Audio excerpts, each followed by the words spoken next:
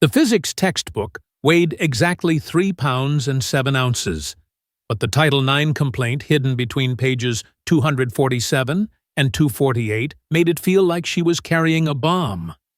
Wren Holloway knew the weight of secrets better than most 17-year-olds should. The morning light filtered through Willowbrook Prep's arched windows, casting long shadows across marble floors that cost more than most people's houses. Students moved through the halls like they owned the place because their families did. Investment bankers' daughters comparing spring break plans to Mykonos. Senators' sons discussing which Ivy League legacy admission to accept. And then there was Wren, walking through their world like a ghost who'd learned to haunt quietly. She'd been at Willowbrook for exactly 37 days, long enough to map every security camera blind spot, long enough to know which bathroom stalls had broken locks, long enough to understand that Preston Ashworth wasn't just another entitled rich kid, he was something far more dangerous. Heads up! Scholarship! The tennis ball came at her face fast enough to hurt, slow enough to dodge. Wren tilted her head 6 inches left, letting it whistle past her ear. Muscle memory from 3 years of slipping punches, though nobody here knew about her boxing past. That was the point of sealed records, after all. Preston Ashworth stood 20 feet away, his lacrosse buddies flanking him like hyenas around a lion. That practiced smirk, the one that said, "My father owns a law firm, and yours probably pumps gas." He wore his Willowbrook blazer like armor, knowing the crest protected him better than any shield. "Nice reflexes," he called out, already walking closer.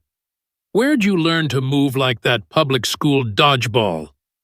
His crew laughed on cue, River Kane loudest of all, desperate to stay in Preston's good graces. Wren had watched River referee their PE games, making calls that always mysteriously favored Preston's team. She'd noticed the envelope that passed between them behind the equipment shed last Tuesday. Noticed, recorded, filed away. "Just lucky, I guess," Wren said, keeping her voice neutral. Gray rock technique be too boring to engage with. She'd learned that from the therapist after what happened with Emma. Preston's eyes narrowed. He didn't like being dismissed, especially by scholarship kids who should know their place. Luck runs out, though. Ask the last girl who thought she was special. The threat hung in the air like perfume, subtle enough for plausible deniability, clear enough to chill. Wren knew exactly which girl he meant. Sophia Chen. Honor student, field hockey captain. Full ride to Cornell waiting, until she'd filed a complaint about Preston cornering her in the photography darkroom. 2 weeks later. Her parents suddenly couldn't afford Willowbrook anymore. Funny how that worked. "I'll keep that in mind," Wren said, already turning away. "Hey," Preston's voice sharpened. "I'm talking to you." This was the test. Turn around and acknowledge his authority, or keep walking and escalate. Wren calculated quickly, 37 days wasn't enough evidence yet. She needed more time. She turned, face carefully blank. "Sorry, didn't want to be late for class." Preston smiled then, and it was worse than his sneer. "Good girl, run along."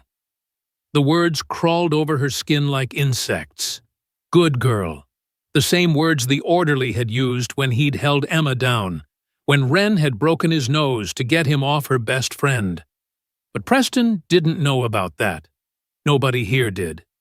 In AP Physics. Wren sat in the back corner, textbook open to electromagnetic fields, while her actual attention stayed on the folded paper hidden inside. Emma's medical records from that night. The ones that proved the pattern of abuse at their old school. The ones no lawyer would touch because the orderly's uncle sat on the hospital board. The ones that led to Emma swallowing 37 pills on a Tuesday morning, while Wren was in English class, powerless to save her this time. "Miss Holloway," she looked up. Mr. Peterson stood beside her desk, concern creasing his forehead. He was one of the good ones, she'd decided, looked the other way when she recorded lectures on her phone, claiming she needed them for studying, smart enough to know she was recording more than physics. "You all right?" he asked quietly. "Yes, sir, just thinking about momentum." He studied her for a moment. "Momentum can be redirected, with the right angle of impact." Their eyes met. He knew something, or suspected. Good. She might need an ally with plausible deniability later. "I'll remember that," she said, after class. She had 40 minutes before PE. 40 minutes to execute Phase 1 of today's operation. The handicapped bathroom on the 3rd floor, the one with the broken security camera that maintenance had been meaning to fix for 6 months. Wren slipped inside, locked the door, and pulled out her phone. The recording app showed 17 saved files from the last week alone. Preston threatening Sage Monroe by her locker. River Kane taking money from 3 different students. The vice principal telling a crying freshman that these things happen, and maybe she should dress more modestly. But it wasn't enough. Not yet. She needed something undeniable, something that would stick even against Preston's father's law firm, something viral. Her phone buzzed. Unknown number. "Stop digging, or you'll regret it."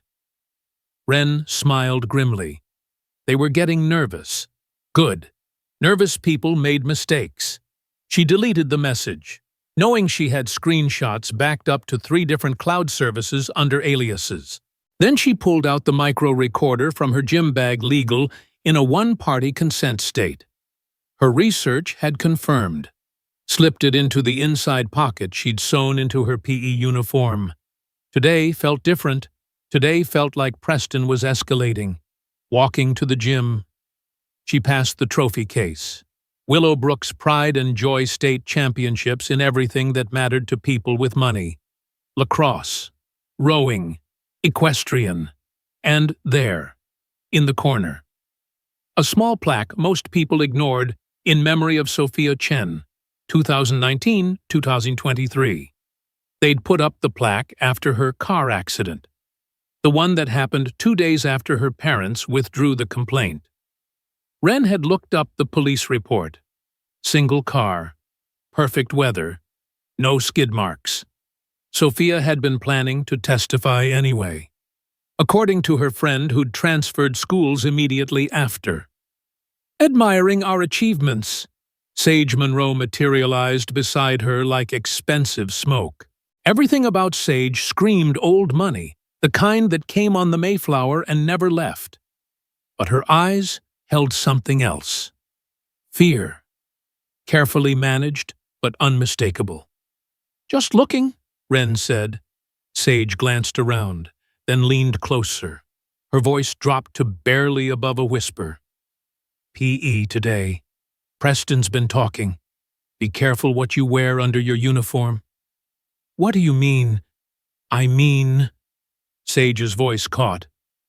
"I mean, River's been assigned to ref Pickleball, and Preston requested you as his opponent. Just trust me. Wear shorts under your skirt. Thick ones." She was gone before Wren could respond, leaving only the scent of expensive shampoo and desperation. Another girl who'd learned to navigate Preston's world by accepting certain casualties. How many sages were there at Willowbrook? How many had chosen survival over justice? In the locker room, Wren changed carefully, athletic shorts under her regulation PE skirt. Just as Sage had warned, the recorder nestled against her ribs, invisible but present. Around her, Girls chatted about weekend plans and college visits, but she caught the glances. Everyone knew she was Preston's new target. Some looked away in guilt. Others in relief, better her than them. Knox Bradley sat on the bleachers when she entered the gym, ostensibly reviewing game footage on his laptop. Preston's opposite in every way, quiet, where Preston was loud. Thoughtful, where Preston was impulsive. His mother worked in the district attorney's office. Wren had learned. Interesting connection. "All right, people," Coach Martinez clapped his hands. "Pickleball tournament continues today. Preston and Wren, you're up first. Rivers got the ref duties." Of course he did. Wren saw the $20 bill sticking out of Rivers' pocket. So knew it still held its ATM fold. She made sure to angle herself so Knox's laptop camera would catch it when River turned. Preston sauntered onto the court, spinning his paddle like a gunslinger. "Ready to lose! Scholarship! Ready to play!" Wren replied evenly. They took positions. River stood at the net, whistle ready, already smirking. The fix was in before they'd even started. First serve.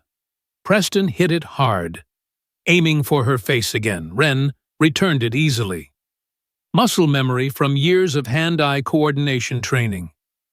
Preston's face darkened. He didn't like competence in his victims.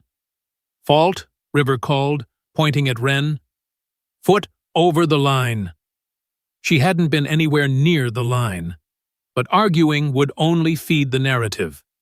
She served instead, placing it perfectly in the back corner. Preston lunged. Missed. "Out," River announced. "Point to Preston." Knox shifted on the bleachers, his fingers flying over his laptop keyboard. "Good. Document everything." The game continued like that, every call against her. Preston getting increasingly aggressive with each point he was gifted. But something was building in him. A frustration that the scoreboard dominance wasn't translating to actual dominance. Wren kept returning his shots, kept making him work for points he expected to be given. "Come on, scholarship," Preston taunted after a particularly vicious spike that Wren managed to return. "At least make this interesting." That's when she saw it in his eyes. The decision. The moment when frustration transformed into something else. He'd been building to this all week, maybe longer. The threats, the accidents, the escalating aggression, all leading here. He served again, but this time followed the ball to the net. Wren moved to return it, focused on the ball, deliberately not seeing him close the distance. Let him think she was distracted. Let him commit. "Oops." Preston's voice rang out, loud enough for everyone to hear, establishing his defense before the crime. His hand shot out, grabbing the hem of her PE skirt. "Better call Daddy's lawyer." Time slowed. The fabric tore with a sound like the world ripping open. Cool air hit her legs as Preston yanked the skirt down and away, holding it up like a trophy. Around them, phones appeared like weapons. Everyone suddenly a war correspondent. "Look at that," Preston crowed, waving the torn skirt. "Guess scholarship girls shop at..." He stopped, because Wren stood there in athletic shorts. Not the humiliation he'd orchestrated. And more importantly, because she wasn't cowering, wasn't crying, wasn't even moving to cover herself. Instead, she stood perfectly still, weight balanced on the balls of her feet, hands loose at her sides. The stance of someone who'd been in real fights, not the shoving matches these prep school boys called violence. "You done?" she asked quietly. Something in her voice made Preston step back. Just one step, but everyone saw it. The king showing fear of the peasant. Unacceptable. Uniform violation, River called out desperately, trying to salvage the moment. Improper attire. Point penalty. I think we're past points, Wren said, still in that dangerously quiet voice. She could feel it building now. The rage she'd kept locked away since Emma's funeral. Since the hospital board ruled the orderly's actions appropriate restraint. Since she'd stood at her best friend's grave and promised to never let power win again. Preston must have sensed the shift, because he dropped the skirt and raised his hands in mock surrender. Whoa, relax, just a joke. Don't get all public school on us. A joke. Wren nodded slowly. Like Sophia Chen was a joke. The gym went silent. Nobody said Sophia's name anymore. It was part of the unspoken rules. Preston's face went white, then red. You don't know what you're talking about. Don't I? Wren pulled out her phone. Movements deliberate. River, how much did he pay you to make those calls 20-30? Or is it a weekly arrangement? River backed away, but Knox was already standing. His laptop recording everything from 3 angles using the gym's own security feeds he'd somehow accessed. You can't, Preston started.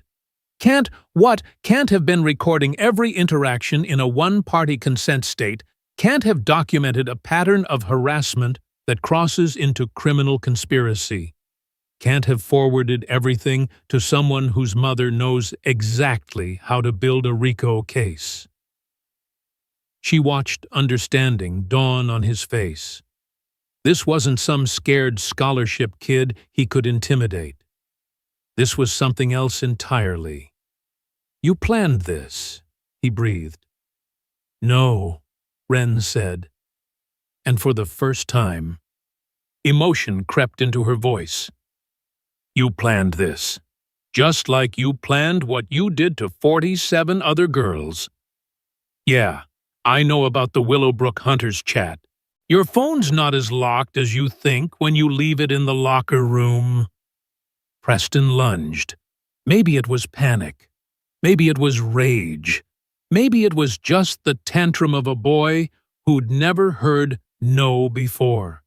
But he came at her with his fist cocked back, ready to do what his father's lawyers had always done with words. 3 years of boxing muscle memory took over. Wren slipped the punch with a minimal head movement, her counter already in motion. It wasn't a wild swing or desperate defense. It was a perfect straight right. Weight transferring from her back foot, hips rotating, shoulder following through, textbook technique delivered with the precision of someone who'd thrown 10,000 practice punches. Her fist connected with Preston's jaw at the exact angle Coach Davis had drilled into her, the sweet spot that disrupted equilibrium without causing permanent damage. Legal self-defense against an attacker, as she'd researched extensively. Preston didn't fall so much as fold, his body going limp as his brain briefly disconnected from consciousness. He hit the gym floor with a sound like expensive luggage being dropped, sprawled out beneath the scoreboard that still showed him winning. The silence that followed was cathedral deep. Then Knox's voice, clear and carrying. Got it all. 3 angles, high definition, plus audio from Wren's recorder, catching him admitting to the conspiracy before attacking. Coach Martinez stood frozen, whistle still in his mouth. River had backed against the wall, face the color of old paper. Sage Monroe had her hand over her mouth, but her eyes were shining with something that looked like hope. And Wren stood there, fist still clenched, looking down at Preston's unconscious form. She thought about Emma, about Sophia, about 47 girls whose names she'd memorized from the Hunters' chat, about all the times power had won because nobody had thrown the right punch at the right moment. Coach Martinez, she said, her voice steady despite the adrenaline flooding her system. As a mandatory reporter in this state, you're legally required to contact authorities when witnessing assault on school grounds. That applies to Preston attacking me, to be clear. My response was textbook self-defense against an aggressor who announced his violent intentions. The coach's whistle fell from his mouth. You? Also, Wren continued, pulling out her phone again. I have 17 recordings of incidents you've witnessed without reporting. That's a felony in this state. So maybe think carefully about your next move. Preston groaned on the floor, starting to come around. His first conscious word was, Daddy. Of course it was. Your daddy's going to be busy, Knox said, closing his laptop with a satisfied snap. My mom's been waiting for admissible evidence on the Willowbrook hunters. Turns out federal cybercrime jurisdiction is fascinating when minors cross state lines with revenge porn. Wren felt her legs start to shake as the adrenaline began to fade. She'd done it. Actually done it. But this was just the beginning. Preston's father's law firm would come at her with everything. The sealed records from her past would be dragged into the light. They'd try to paint her as the violent one, the dangerous charity case who didn't belong. She looked around the gym at the frozen faces, the phones still recording, the power structure of Willowbrook Prep cracking in real time. Part of her wanted to run. Part of her wanted to hit Preston again. Instead, she bent down and picked up her torn skirt, holding it up for everyone to see. This ends now, she said simply. And somewhere, she hoped. Emma was finally smiling. The first person to move was Sage Monroe. She walked across the gym floor, her designer sneakers squeaking against the polished wood, and stood beside Wren, not speaking, just standing there. A declaration worth more than words. Then another girl joined them, Maria Santos, who'd stopped wearing skirts after her accident with Preston last year. Then Ashley Kim, who'd switched lunch periods to avoid him. One by one, girls crossed the invisible line that had kept Willowbrook's victims silent and separate. Nobody move! River Kane finally found his voice, shrill with panic. This is assault, I'm calling. Calling who? Knox interrupted, standing now with his laptop bag slung over his shoulder. Campus security, the ones who've been deleting surveillance footage for 2 years. The local police, where Preston's uncle is deputy chief, or maybe the school board, where 3 members are Ashworth family clients. River's mouth opened and closed like a fish drowning in air. Behind him, Preston stirred on the floor, his jaw already swelling into an abstract art piece of purple and blue. My father, Preston slurred, struggling to sit up, is going to destroy you. Your father, a new voice said from the gym entrance, is about to have bigger problems. Everyone turned. A woman in a severe black suit stood in the doorway, flanked by 2 men with the unmistakable bearing of federal agents. She held up a badge that caught the light like a promise. Special Agent Diana Chen, FBI. We're here regarding interstate cybercrime violations, conspiracy to commit harassment, and potential RICO violations involving Willowbrook Preparatory Academy. Chen. The name hit the room like a thunderclap. Wren watched comprehension dawn on faces Sophia Chen's older sister. Traded her grief for a law degree and a federal badge. You can't be here, Coach Martinez stammered. You need permission from administration to— We have a warrant, Agent Chen said, producing a document thick enough to be a small novel. Based on evidence provided by a confidential informant regarding systematic criminal activity protected by institutional conspiracy. We'll be confiscating all electronic devices, reviewing all communications, and interviewing every student and staff member. Preston tried to stand, swayed, and grabbed River for support. This is entrapment. That bitch set me up. She attacked me. I'd advise you to stop talking, Agent Chen said mildly. Also, assaulting a federal witness is an additional felony, so maybe sit back down. Federal witness. The words sent another ripple through the crowd. Ren felt the weight of them settle on her shoulders like armor she wasn't sure she wanted. Clear the gym, Agent Chen ordered. Except for you, she pointed at Ren. Knox, Preston, River, and Coach Martinez. You five stay. Everyone else, you'll be called for interviews. Do not delete anything from your phones. Do not contact anyone about this investigation. Consider yourselves under federal supervision. The exodus was quick but not silent. Whispers flew like bullets. Did you see that punch? Federal witness Sophia's sister. The hunter's chat is real. When the gym emptied, Agent Chen walked over to Preston, who sat on the floor trying to look defiant despite his swelling face. Preston Ashworth, she said formally, you're being detained for questioning regarding criminal conspiracy, interstate cybercrime, and assault. You have the right to remain silent. You can't arrest me, Preston exploded when she finished the Miranda warning. I'm 17, my father. Your father is currently in his office, probably receiving a call from the U.S. Attorney's Office about asset freezing related to potential criminal enterprise. The Willowbrook hunters' chat crossed state lines. Preston. That makes it federal. Your daddy's local connections won't help you now. She nodded to one of her agents, who produced zip-tie restraints. Preston's face went from red to white so fast Ren worried he might faint.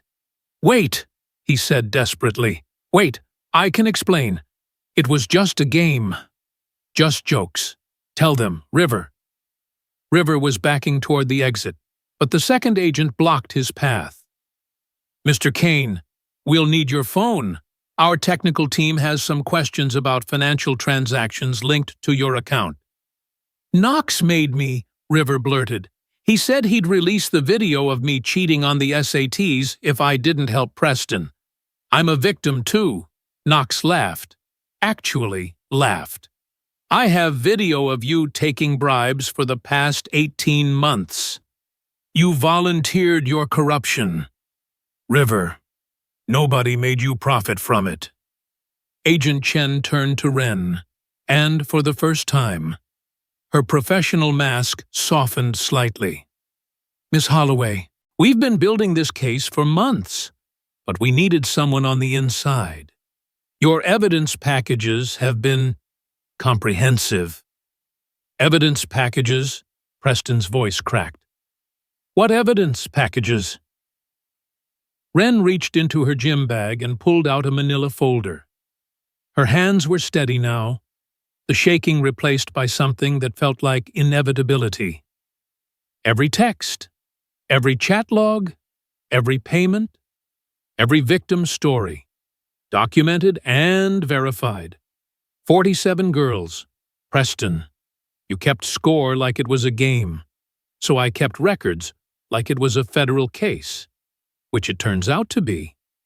She opened the folder, revealing printed screenshots. The Willowbrook hunters' chat in all its horrific glory. Point values assigned to different types of assault.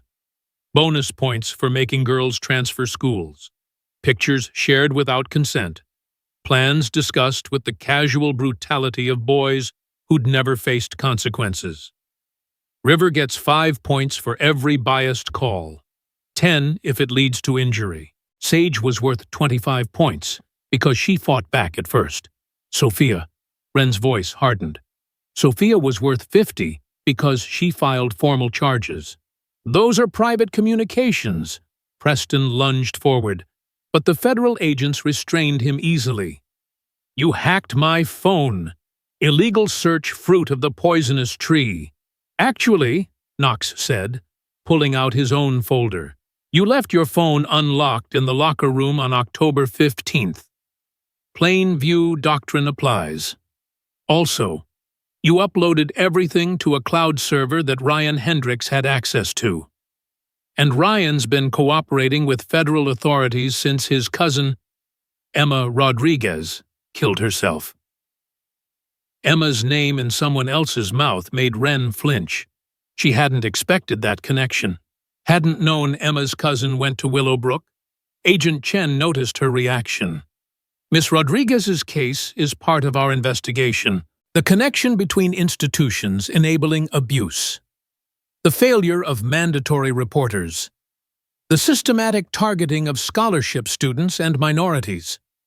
Your sealed records from that incident have been reviewed by the task force.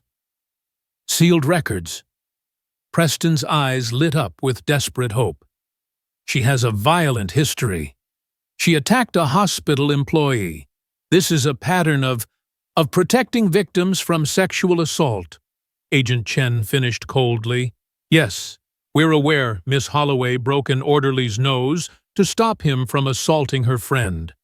We're also aware the hospital board declined to prosecute because they didn't want the publicity. Just like Willowbrook declined to investigate your activities because your father's firm represents half their board members. The gym doors burst open. A man in a $1,000 suit stormed in, face red with fury. Preston's father was exactly what Wren had pictured: polished surface over sharp edges. The kind of man who weaponized legal briefs like bullets. This interrogation stops now, Mr. Ashworth announced. My son is a minor. Any statements made without counsel present are inadmissible. Agent Chen. Is it? I'll have your badge for this overreach. Mr. Ashworth, Agent Chen smiled thinly. Perfect timing. We have a warrant for your office records as well. Something about witness intimidation in the Sophia Chen case, and payments to school officials that look suspiciously like bribes. The color drained from his face. That's privileged attorney-client. Not when you're committing crimes.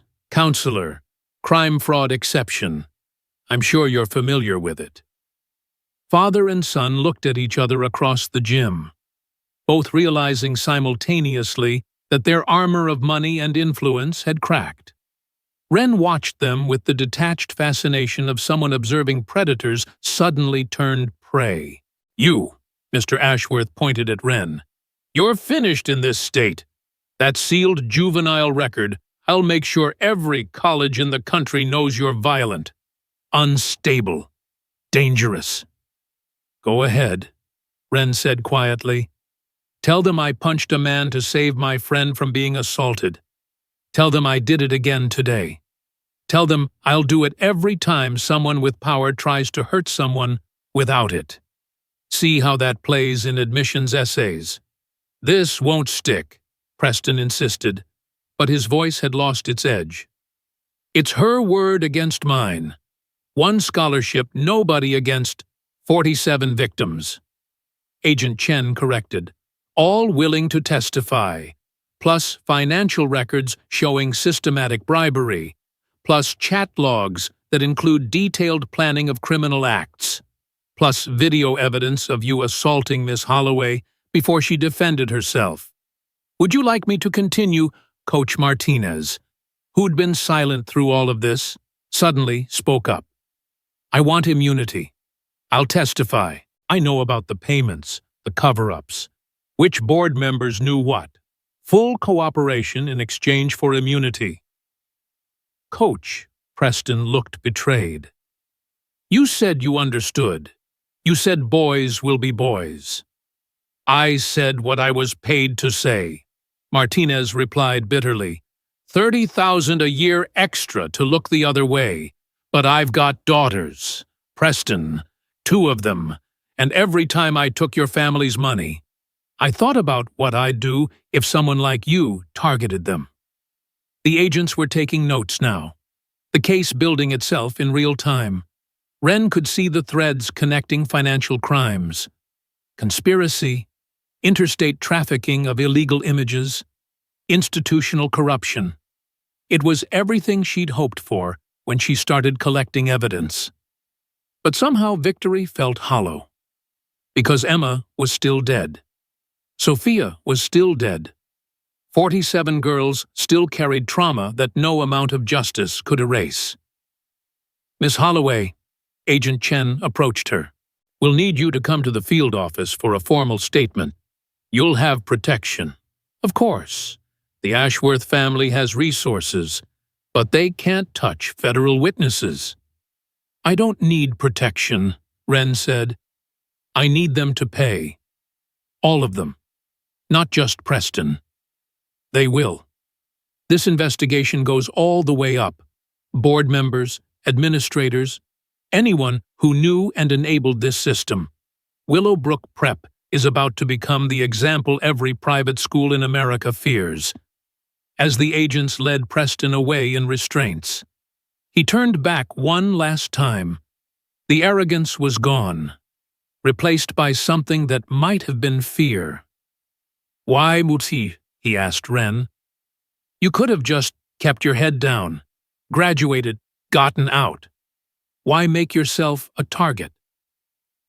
Wren thought about Emma's funeral, the closed casket, because the pills had taken days to work. Her parents sobbing. The orderly who'd hurt her sending flowers with a card that said, "Deepest sympathies for your loss." "Because someone has to," she said simply. The next hours blurred together, the field office with its fluorescent lights and bitter coffee. Statements given and recorded.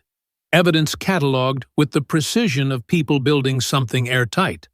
Knox was there too, his laptop's contents forming the technical backbone of the case. "How long have you been planning this?" Agent Chen asked during a break. "Since Emma's funeral," Wren admitted. "I stood at her grave and promised I'd never let power win unopposed again. When I got the scholarship to Willowbrook, I knew what kind of place it was. I knew there'd be a Preston. There always is. And you made yourself bait. I made myself ready. There's a difference." The story broke that evening. FBI raids elite prep school in massive abuse scandal. By morning, it was everywhere. Parents pulling their kids from school, board members resigning, 3 administrators arrested for obstruction of justice.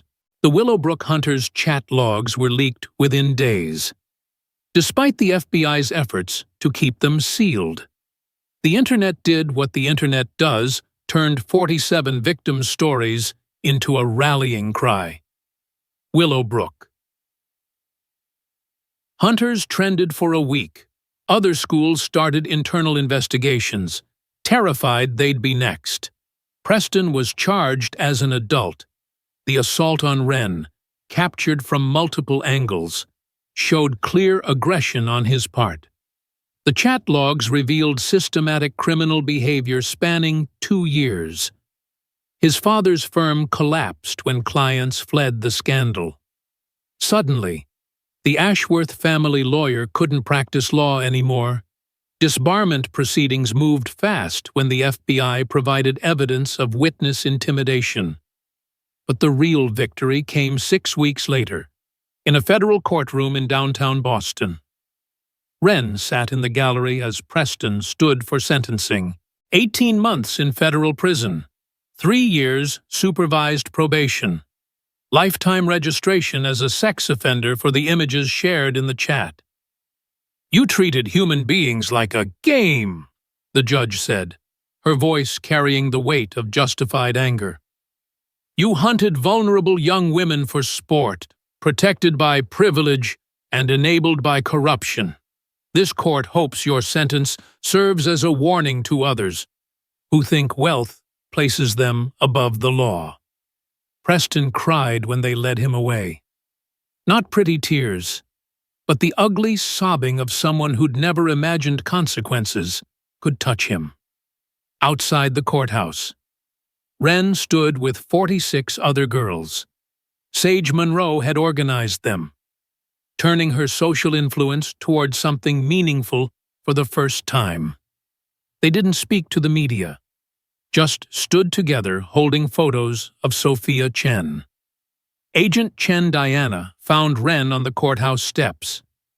"It's not enough," Wren said before Diana could speak. 18 months for destroying 47 lives. "It's a start," Diana replied. "The civil suits will take everything his family has left. Willowbrook's insurance won't cover criminal acts. The school will go bankrupt. Other schools are implementing real oversight. You changed things. Emma's still dead. Sophia's still dead. Yes, but their stories aren't buried anymore. That matters." They stood in silence, watching the media circus below. Then Diana handed Wren a business card. "You're graduating this year. Right ever, consider federal law enforcement. We could use someone who understands both sides of power." Wren took the card, running her thumb over the raised FBI seal. "I'll think about it." "Also," Diana added quietly, "there's a new scholarship fund being established, the Emma Rodriguez and Sophia Chen Memorial Foundation. Full rides for students who show courage in the face of institutional injustice. The selection committee wants you to be part of it." If for the first time since that day in the gym, Wren felt something loosen in her chest. Not healing, exactly, but maybe the possibility of it. "Yeah," she said. "I'd like that." 6 months later, Willowbrook Prep closed its doors forever. The building was sold to developers who turned it into affordable housing, which felt like poetic justice. Preston served his full sentence, no early release for federal crimes.